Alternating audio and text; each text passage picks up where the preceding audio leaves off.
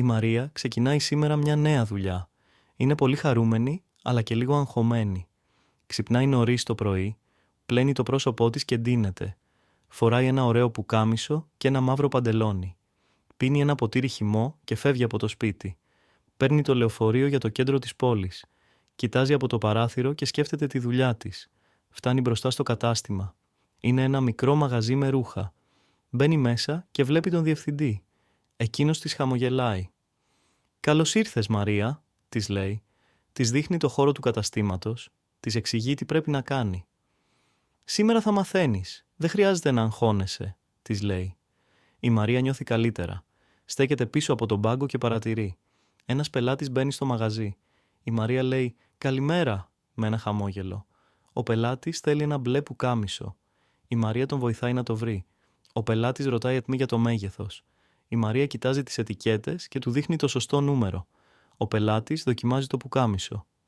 «Μου αρέσει», λέει και πηγαίνει στο ταμείο. Η Μαρία παρακολουθεί το διευθυντή να κάνει την πληρωμή. «Θα το μάθεις κι εσύ σύντομα», της λέει. Ο πελάτης φεύγει χαρούμενος. Η Μαρία αισθάνεται περήφανη. Της αρέσει αυτή η δουλειά. Νιώθει ότι θα τα καταφέρει. Το μεσημέρι κάνει ένα μικρό διάλειμμα. Πίνει λίγο νερό και ξεκουράζεται. Ο διευθυντής της λέει ότι τα πάει πολύ καλά. Η Μαρία χαμογελάει. Η μέρα περνάει γρήγορα. Το απόγευμα σχολάει. Λέει «Γεια σας» και φεύγει. Παίρνει ξανά το λεωφορείο για το σπίτι. Κοιτάζει έξω από το παράθυρο. Νιώθει κουρασμένη αλλά χαρούμενη. Σήμερα ήταν μια καλή μέρα.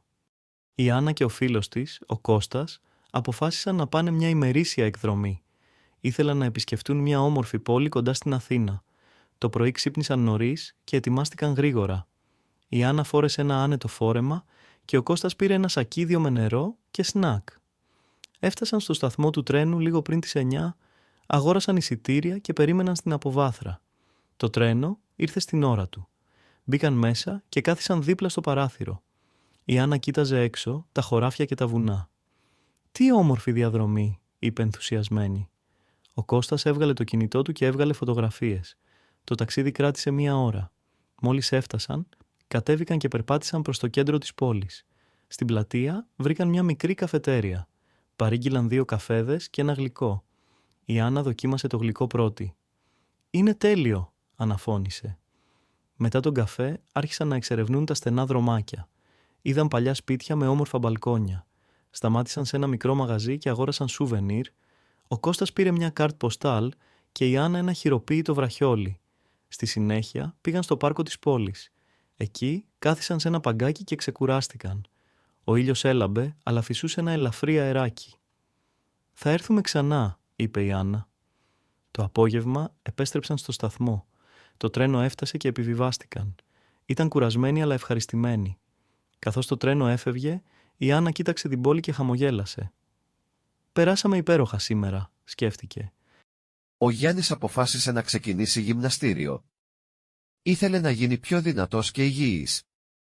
Το πρωί ξύπνησε νωρίς και έφαγε ένα ελαφρύ πρωινό.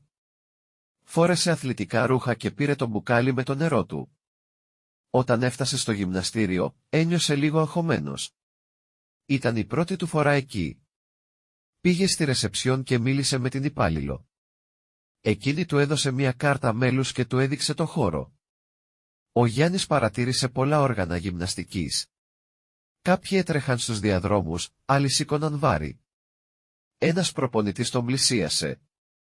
Τον ρώτησε αν χρειάζεται βοήθεια. Ο Γιάννης χαμογέλασε και είπε «Ναι, δεν ξέρω από πού να ξεκινήσω». Ο προπονητής του πρότεινε να κάνει ζέσταμα. Έτσι, ο Γιάννης ανέβηκε στον διάδρομο και περπάτησε για 10 λεπτά. Μετά, έκανε μερικές ασκήσεις για τα χέρια και τα πόδια. Στην αρχή, οι ασκήσεις του φάνηκαν δύσκολες. Όμως, δεν τα παράτησε. Ο προπονητής του έδειξε πώς να χρησιμοποιεί τα μηχανήματα σωστά. Ο Γιάννης ένιωθε τους μυς του να δουλεύουν. Μετά από 1 ώρα, αποφάσισε να σταματήσει. Ήταν κουρασμένος αλλά χαρούμενος. Πήγε στα αποδυτήρια και άλλαξε ρούχα. Πριν φύγει, μίλησε με τον προπονητή. «Θα έρθω ξανά αύριο», είπε με ενθουσιασμό. Ο προπονητής χαμογέλασε. «Μπράβο, έτσι θα δεις αποτέλεσμα». Του έδωσε μερικές συμβουλές για τη διατροφή. Ο Γιάννης έφυγε από το γυμναστήριο με αυτοπεποίθηση. Στον δρόμο για το σπίτι, σκεφτόταν πόσο ωραία ήταν η πρώτη του προπόνηση. Ανυπομονούσε να ξαναπάει. Η Άννα πάντα ήθελε να μάθει ελληνικά. Της άρεσε η γλώσσα και η κουλτούρα.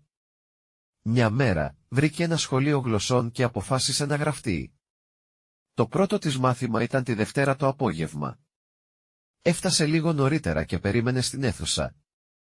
Ο δάσκαλος μπήκε μέσα και χαιρέτησε τους μαθητές. «Καλησπέρα». «Καλώς ήρθατε», είπε χαμογελώντας. Η Άννα χαμογέλασε και απάντησε «Καλησπέρα». Το μάθημα ξεκίνησε με απλές λέξεις και φράσεις. Ο δάσκαλος τους έμαθε πώς να λένε το όνομά τους. «Με λένε Άννα». «Εσένα», είπε στον διπλανό της. Ο μαθητής χαμογέλασε και απάντησε «Με λένε Νίκο». Σιγά σιγά, όλοι άρχισαν να μιλούν. Η Άννα ένιωθε ενθουσιασμό αλλά και λίγο άγχος. Ο δάσκαλος έγραφε λέξεις στον πίνακα. Σπίτι, σχολείο, δουλειά. Τους ζήτησε να τις διαβάσουν δυνατά. Η Άννα προσπάθησε, αλλά κάποιες λέξεις ήταν δύσκολες. Ο δάσκαλος την ενθάρρυνε. «Μην ανησυχείς. Με την εξάσκηση, θα γίνεις καλύτερη». Έκαναν και ένα παιχνίδι για να θυμηθούν τις λέξεις. Η Άννα διασκέδασε πολύ. Στο τέλος του μαθήματος, ο δάσκαλος τους έδωσε λίγες ασκήσεις για το σπίτι. «Θα τα πούμε στο επόμενο μάθημα», είπε. Η Άννα βγήκε από την αίθουσα χαρούμενη. Ήξερε ότι ήταν μόνο η αρχή, αλλά ανυπομονούσε να συνεχίσει. Στον δρόμο για το σπίτι, προσπάθησε να θυμηθεί τις νέες λέξεις. Ψιθύρισε «Καλησπέρα, με λένε Άννα». Ήταν σίγουρη ότι, αν μελετούσε κάθε μέρα, σύντομα θα μιλούσε ελληνικά πιο εύκολα. Η Άννα αποφάσισε να κάνει μια ημερήσια εκδρομή σε μια κοντινή πόλη. Ήθελε να επισκεφθεί ένα μουσείο και να περπατήσει στους δρόμους της παλιάς πόλης. Το πρωί ξύπνησε νωρίς, ετοίμασε μια μικρή τσάντα και πήγε στον σταθμό του τρένου. Αγόρασε το εισιτήριό της και περίμενε στην αποβάθρα. Το τρένο έφτασε ακριβώς την ώρα του. Η Άννα μπήκε μέσα και βρήκε μια θέση δίπλα στο παράθυρο. Κοίταξε έξω και είδε τα τοπία να αλλάζουν καθώς το τρένο προχωρούσε. Ένα μικρό αγόρι καθόταν απέναντί της και έπαιζε με ένα παιχνίδι.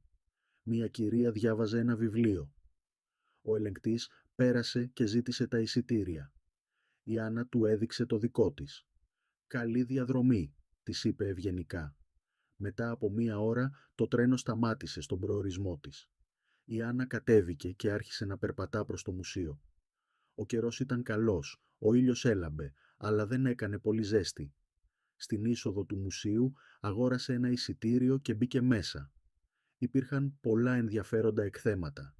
Είδε αρχαία αγάλματα, παλιά νομίσματα και πίνακες ζωγραφικής. Όταν τελείωσε την επίσκεψή της, κάθισε σε ένα μικρό καφέ κοντά στο μουσείο. Παρήγγειλε έναν καφέ και ένα γλυκό. Ο σερβιτόρος της έφερε την παραγγελία χαμογελώντας. «Είναι η πρώτη σας φορά εδώ?» τη ρώτησε. «Ναι, είναι πολύ όμορφα», απάντησε η Άννα. Το απόγευμα περπάτησε στους δρόμους της παλιάς πόλης. Τα σπίτια ήταν πολύχρωμα και οι δρόμοι στενοί, γεμάτοι λουλούδια. Μπήκε σε ένα μικρό κατάστημα και αγόρασε ένα σουβενίρ για τη φίλη της. Όταν πλησίαζε η ώρα να επιστρέψει, πήγε ξανά στο σταθμό. Το τρένο έφτασε και η Άννα μπήκε μέσα. Αυτή τη φορά ένιωσε κουρασμένη αλλά ικανοποιημένη. Σκέφτηκε πόσο ωραία πέρασε τη μέρα της. Όταν έφτασε πίσω στην πόλη της, πήγε σπίτι και ξάπλωσε στον καναπέ. Τι όμορφη μέρα, σκέφτηκε. Ήταν σίγουρη ότι θα ξανακάνει ένα τέτοιο ταξίδι σύντομα. Ο Γιώργος μπαίνει σε ένα μικρό καφέ κοντά στη δουλειά του.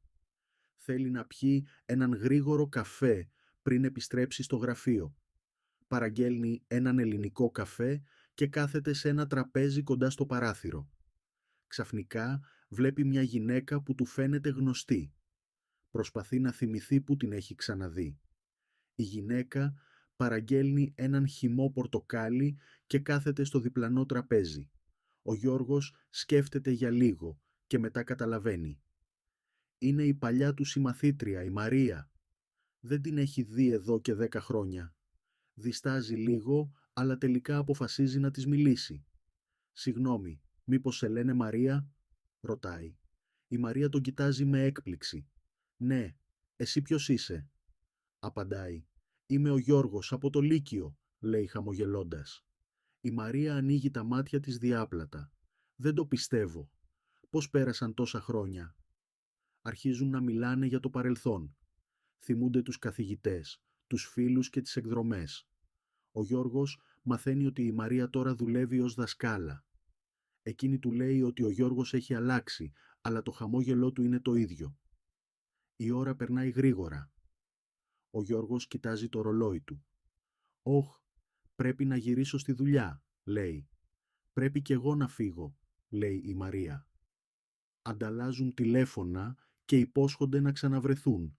Ο Γιώργος φεύγει χαμογελαστός. Δεν περίμενε ότι ένας απλός καφές θα του έφερνε μια τόσο ωραία έκπληξη.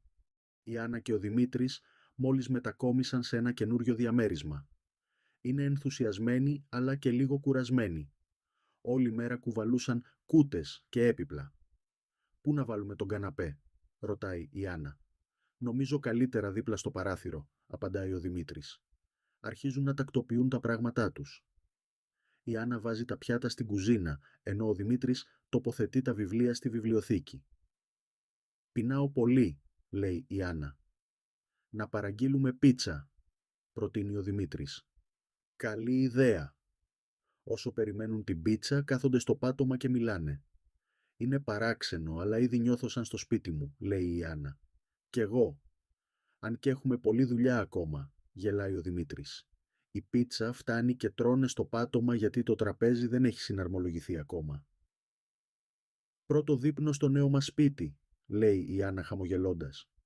Μετά προσπαθούν να φτιάξουν το κρεβάτι. «Πού είναι τα σεντόνια?» ρωτάει ο Δημήτρης. «Στη μεγάλη κούτα δίπλα στην πόρτα», απαντάει η Άννα. Μετά από λίγο ξαπλώνουν εξαντλημένοι. «Καληνύχτα, Δημήτρη», λέει η Άννα. «Καληνύχτα, Άννα. Αύριο θα συνεχίσουμε», λέει εκείνος. Κλείνουν τα μάτια τους και νιώθουν χαρούμενοι. Είναι η αρχή μιας νέας περιπέτειας,